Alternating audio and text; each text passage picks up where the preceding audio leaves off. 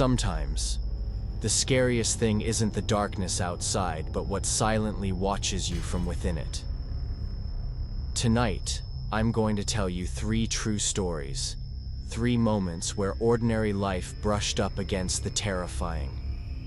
These are experiences anyone could have, but no one is truly ready for.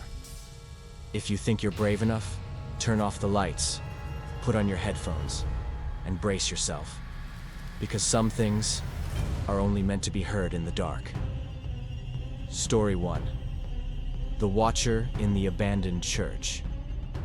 I have a close friend named Carter.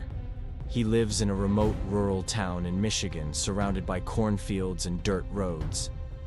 Carter's family is the true countryside type, slightly wild and redneck in a charming way. But they've always liked me, and I often visited whenever I needed a break from cramped college life. That weekend was a chilly autumn one. The leaves had just started to turn golden, and the air was brisk. I drove over 4 hours to Carter's place. His mom and sister were away, so it was just him and his dad. When I arrived, they were outside in the backyard drinking beer in the fading daylight. Carter excitedly told me he'd discovered a perfect off-road trail. After a simple burger dinner grilled by Carter's dad, he drove us to a friend's place to borrow a vehicle. We took my Toyota 4Runner to try out the trail.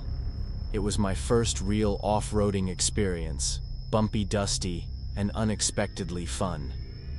As night began to fall, we headed back along the same route. That's when we passed an old abandoned building next to a massive cornfield. It looked like a decaying church, steep roof, shattered stained glass, and those characteristic arched windows. Carter said he'd passed it many times, but never dared to go in.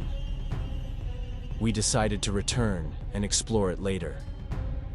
Back home, Carter packed a backpack, some water bottles, a small flask of tequila, flashlights, and 2 mountain bikes equipped with night headlights. Around 8 p.m., we biked down the empty country roads, cold wind slicing through our jackets, the air thick with the smell of dirt and decaying foliage. By the time we arrived, it was pitch dark. No streetlights in sight. We stashed our bikes at the edge of the cornfield and approached the church quietly, flashlights off to avoid attracting attention. The main doors were sealed shut with rotting planks. I shone my light through a broken stained glass pane, and my heart slammed against my chest. Someone was sitting inside, motionless on one of the pews. A silhouette. Head bowed. Completely still, like a wax figure. Carter guessed it was a mannequin. I wasn't so sure. Something felt very wrong. We made a bet if it was a mannequin, he won. If it was a real person, I did. We circled to another closer window. I flicked on my flashlight and froze. The pew was empty. The figure was gone. I whispered, "I win." Carter gulped, eyes glued to the shadows. Then both of us jumped back at once. Right next to the window frame, a man stood flush against the wall, staring directly outside. His face was just inches from the glass. He didn't blink.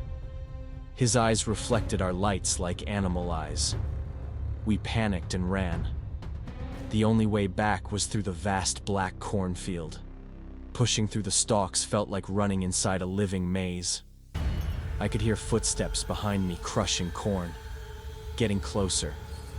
I didn't dare turn on my flashlight, afraid the light would draw him in.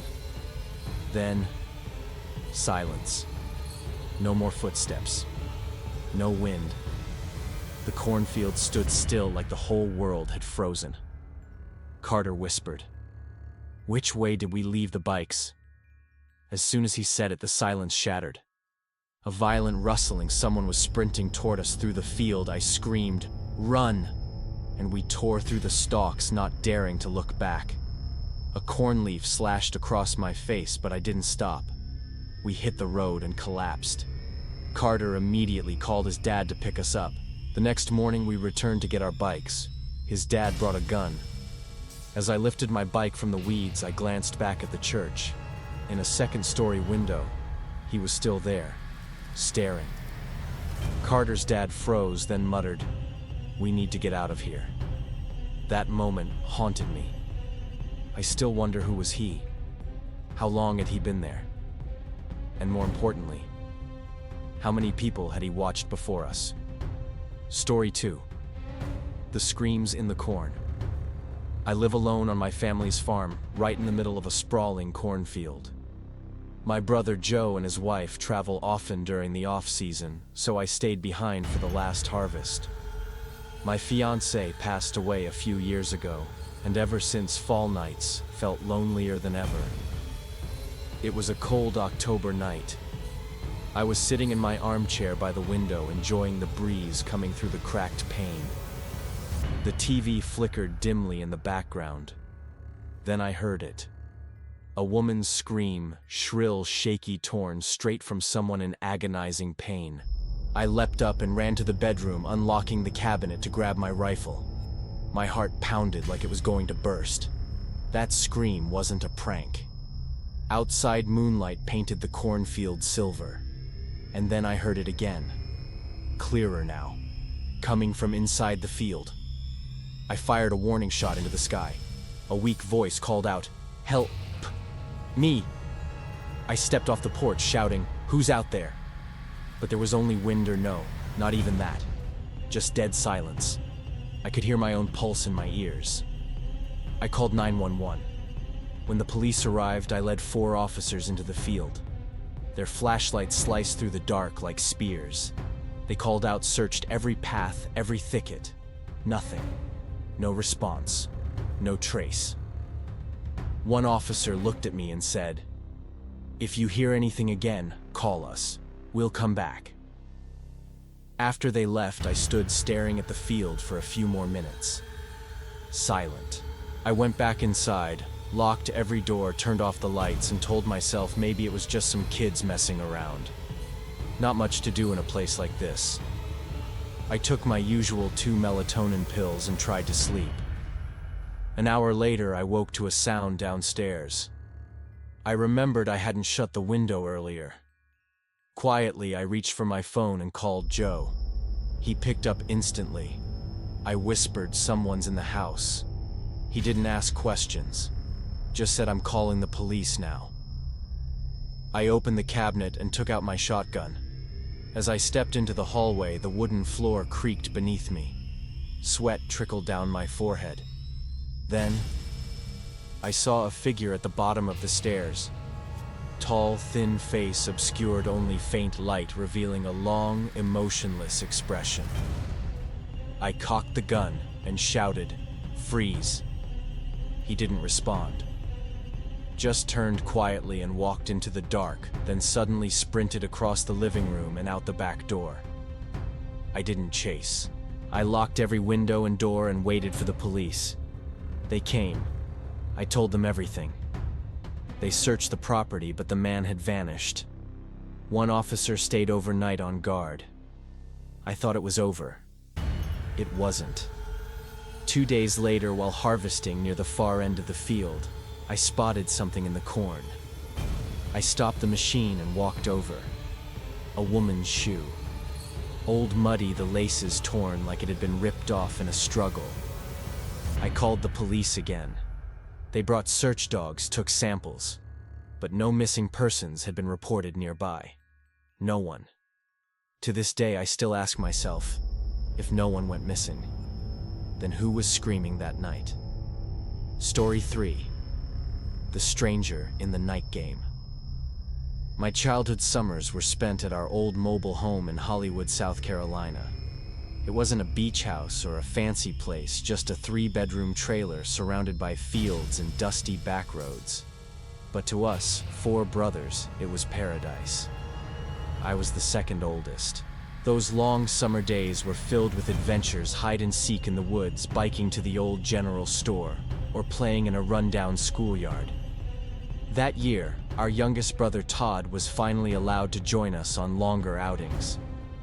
One afternoon, we walked down a rarely used road that led to a small hill.